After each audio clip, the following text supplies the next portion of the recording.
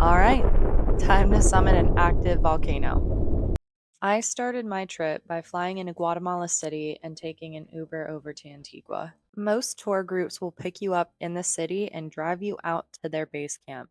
That's where you'll be able to pick up gear, drop off any bags you don't want to carry, and get ready. Although the hike is strenuous, as long as you're in moderate physical condition, I think you would be able to make it to the top. My Strava clocked it at 12.6 miles and 7,364 feet of elevation gain, which seems like a lot, but they do a really great job of making stops, making sure everyone's recovered, and making sure everyone stays within 10 minutes of the entire group while going up. There are also multiple shops and stands that have snacks, electrolytes, water, coffee, food that you can access while going up. Not to mention, there are plenty of furry friends on the route. They split the hike up into three parts. The first is the steepest, the second is moderate, followed by lunch, and the third is really just pushing through that mental barrier to get to base camp. We settled in our cabins and took a half an hour rest before we had to make a decision. As you can see, what started as a sunny, beautiful day quickly turned into thunder and lightning storms. And right when we were doubting going out to Fuego, a friend from the hike came in and encouraged us all to pack up and head out. Unfortunately, that didn't mean that the weather cleared up. It just meant that we were now hiking through the rain. But thankfully, the lightning storm did stop, which meant we were clear to go above tree line.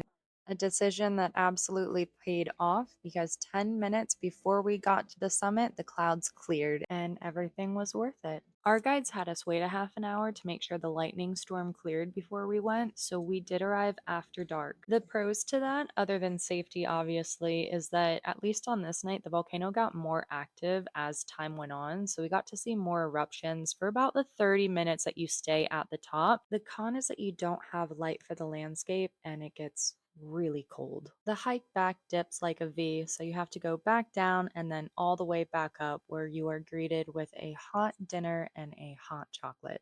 After that, you get to stay up all night long watching the volcano erupt from your bed every 15 to 20 minutes, which, in my opinion, was the coolest part of this entire experience. You then have the option to wake up and do the sunrise hike, which I didn't.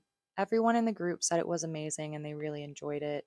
I'm not opposed to doing this again, so I may come back and opt for the sunrise hike instead of Fuego, or maybe be fit enough to do both. But either way, it was a gorgeous morning.